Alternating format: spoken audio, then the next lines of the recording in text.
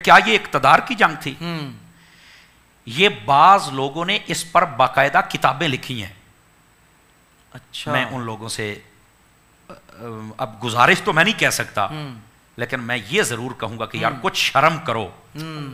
ये क़यामत वाले दिन तुम्हें अगर पढ़ के सुनाना पड़ी, तुम क्या मुंह क्या दिखाओगे? ये तुम दीन की खिदमत कर रहे हो, इमाम अली मुकाम के लिए ये तुम अल्फाज इस्तेमाल कर रहे हो। और इस पर जो यजीद की औलाद है ना, वो कई यजीद की औलाद मैं कह रहा हूं, आप समझ रहे हैं ना, इस्तियारा भी होता है ना, जी। उसकी साइड लेने वाले वो बड़ी अजीब और गरीब बातें करते हैं।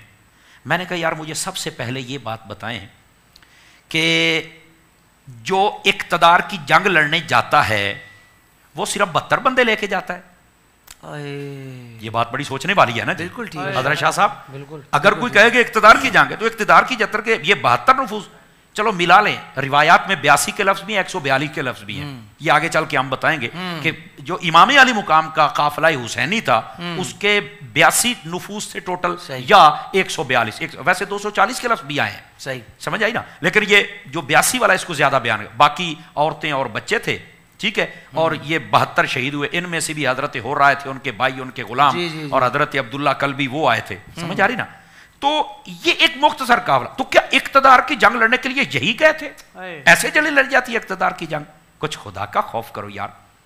क्यों हकायक पर पर्दा डाल के ये जो शान हुसैन है इस पर गर्द आलूद इसको करना चाहते हो? खुदा का खौफ करो। हुजूर ये बुग़्ज़ नहीं है, बुग़्ज़ अहले बैत तो फिर और किसको कह सकते हैं? और फिर दूसरी बात, जो इक्तदार की जंग लड़ने जाए वो अपने बीवी बच्चे साथ लेके जाता है। जी। ये बात बड़ी सोचने वाली है ना।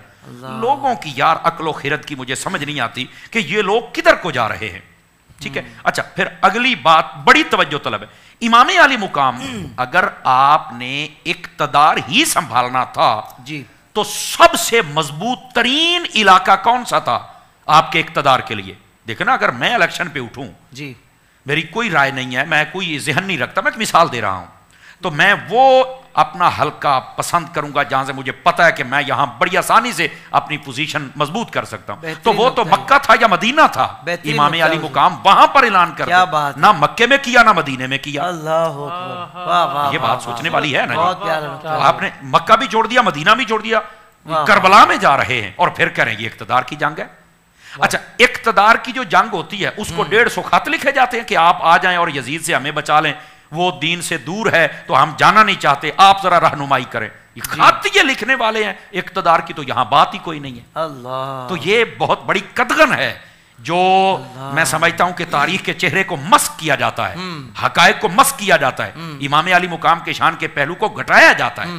बिल्कुल आपको इक्तदार की कोई जरूरत नहीं थी, ये इक्तदार की जंग नहीं थी, बल्कि मैं ये कहता हूं ये मार्का हक को बातिल था। और यहां पर मैं एक और बात भी कहता हूं, ये बात मतलब ये है कि पिछली बातें तो हैं ही हैं, ये सारे फर्क कर देगी। मैंने कहा यार मुझे ये बताओ, उसे क्या इक्तदार की चाहत होगी जो पहले ही जन्नत के सरदार हैं? यार सोचने की बात है ना। जिनके पास पहले इतना बड़ा ओहदा हो वो तुम्हारे इक्तदार को चाहेंगे? क्या बात है हुजूर, वाह वाह। और अगर इक्तदार इतना ही पसंद होता तो इमाम हसन रदी अल्लाह तआला अन्हो वो हजरत अमीर मुआविया के सिपुर्द ना फरमाते, आपने सिपुर्द फरमा दिया। क्या मतलब कि अगर कोई ये कदगन लगाए कि इस घराने को इक्तदार बहुत अच्छा, ऐसी कोई बात नहीं है। और वो उनको खिलाफत देना ये भी हुजूर की बशारत थी कि ये मेरा बेटा सरदार है और 2 मुसलमान गिरोहों के दरमियान सुलह करवाएगा। क्या बात है। तो यहां से ये कोई ना कहे कि फिर उन्होंने छीनी है, छीनी नहीं जी। हजरत इमाम हसन ने सुलह करके अपनी रजा से अता फरमाई है। वाह वाह वाह वाह वाह, समझ आ रही है ना जी। सुभान तो वो एक अलग मौजू है, जब उस पर बात होगी तो उस पर भी हम पूरा दिफा करेंगे और समझदारी से उस मसले को बयान करेंगे।